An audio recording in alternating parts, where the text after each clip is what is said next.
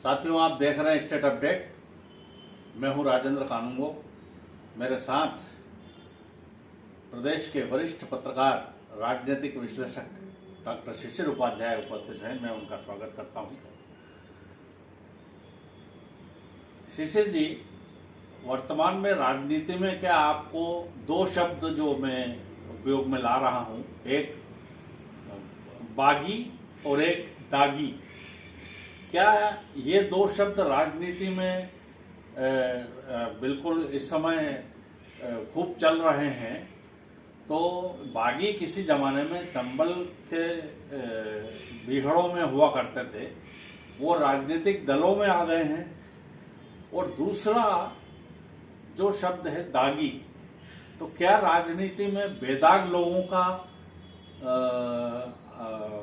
आना बंद हो गया है क्या, कि जो रहेंगे वो दागी ही रहेंगे? क्या कहना आपका? सर देखिए, ये तो चंबल के जो जिनका आपने बागियों का नाम लिया, मुझे लगता है इनके साथ इन माननीयों को जोड़ के उनका अपमान हो रहा है, क्योंकि उनके सिद्धांत हुआ करते थे। जी। चंबल के उन बागियों के सिद्धांत हुआ करते थे, सिद्धांत विहीन, नैतिकता विहीन और कथनी और करनी में जमीन आसमान का अंतर वाले हमारे माननीय लोग हैं। ना इनको जनता को कैसे ठगा जा सकता है, कैसे मूर्ख बनाया जा सकता है, ये इनका परम उद्देश्य है। दुनिया के लिए दागी हत्या बलात्कार के केस चल रहे हैं। आप न्यायालय की बात करते हैं, 15-15, 20-20 साल से इनके निर्णय नहीं होते हैं। उनका गलत चयन हुआ है, पूरा कार्यकाल निकल जाता है। आज मैंने तब तक निर्णय नहीं होता। तो आप बताइए, आम आदमी को आप सजा दे देते हैं, और ये माननीय के लिए कहाँ है न्यायालय? आम आदमी के लिए बगैर किसी चीज के बुलडोजर चल जाता है। और ये इतने गंभीर प्रकरणों के बाद भी दागी जो हैं और हमारे माननीय उनको कहते नहीं, ये तो राज हत्या और बलात्कार जनता की सेवा करने के लिए कर रहे थे। मैं ये कह देते हैं कि ये तो हमारे ऊपर राजनीतिक विद्वेष से आरोप लगाया आपने।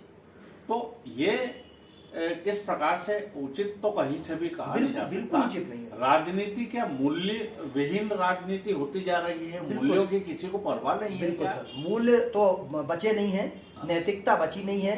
कहीं ना कहीं पहले ये माना जाता था पूर्व में कि अगर इस दल का आदमी है और उस दल से चयन होता है तो उस दल में रहेगा। लेकिन अब इस स्तर की नैतिकता की कमी आ गई है कि टिकट उसको आज टिकट मिला यहाँ से, और कल वो जाके टिकट छोड़ के यहाँ से टिकट की उम्मीद नहीं। एक बड़ा उदाहरण मेरे को देखने को मिल रहा है कि मैं नाम नहीं लेना चाहता।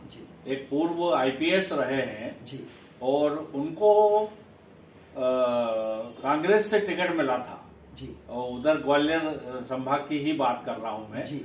और वो जाकर के बीजेपी से चुनाव लड़ लिए संसद का। ऐसे माननीय यदि राजनीति में है तो हम क्या कल्पना करें कि नैतिकता कहाँ रहेगी? मैं तो आप देखिए, जो कल तक आप 2018 का चुनाव उठा के देखिए, माफ करो महाराज, भारतीय जनता पार्टी का टारगेट था कि दुनिया का सबसे गंदा आदमी, भ्रष्ट आदमी, सामंती आदमी, देशद्रोही आदमी वो था, और उसी के साथ मिलकर सरकार बनाई।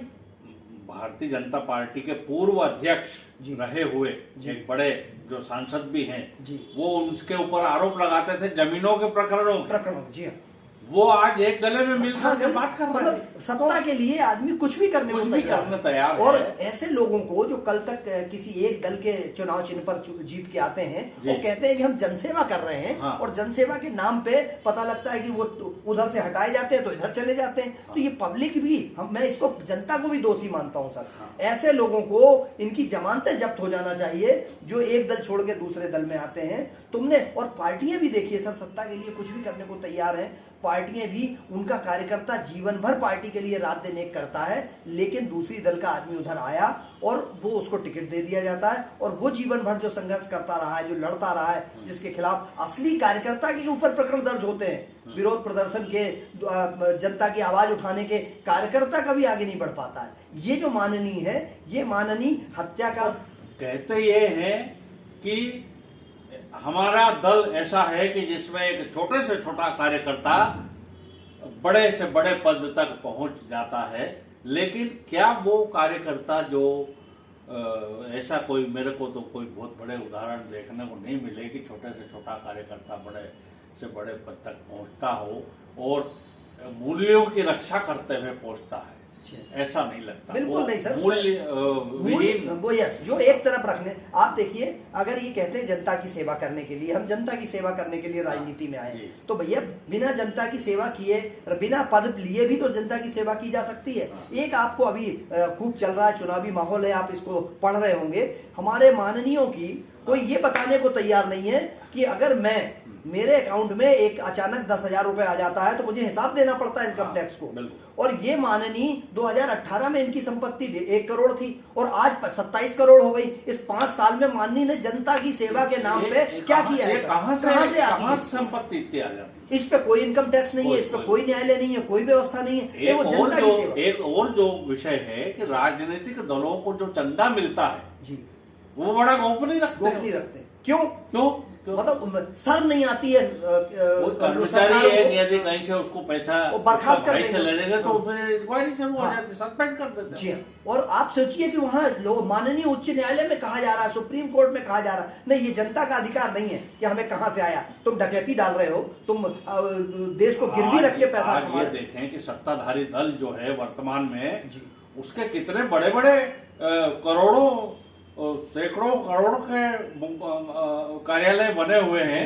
ये पैसा आता कहाँ से? ये इनका चंदा कहाँ से इकट्ठा हो रहा है? और ये इतनी बड़ी बड़ी रैली 10-10, 20-20 करोड़ रुपए खर्च करते हैं, ये रैलियों का पैसा कहाँ से आता है? आप और हमारी जेब से ही जा रहा है। जनता को लूट रहे हैं, उसको नैतिक बता रहे हैं कि नहीं वो तो हम जनता की सेवा कर रहे हैं। जनता की सेवा के नाम पे सिर्फ लूट मची हुई है सर, इसके अलावा कुछ नहीं। बिल्कुल, जनता की सेवा के नाम पर लूट मची हुई है, बिल्कुल आपने सही कहा। और जो बागी और दागी के जो प्रकरण चल रहे हैं, ये राजनीति को शर्मसार करने वाले हैं। और इसी के साथ साथियों, आज का ये हम चर्चा यहाँ पर समाप्त कर रहे हैं। आपको ये चर्चा अच्छी लगी हो तो कृपया इस वीडियो को आप लाइक करें, शेयर करें और सब्सक्राइब करें। और डॉक्टर शिशिर उपाध्याय जी, मैं आपको पधारने के लिए धन्यवाद देता हूँ और स्टेट अपडेट के दर्शकों की ओर से आपका अभिवादन करता हूं। कृपया स्वीकार करें। नमस्कार साथियों, नमस्कार।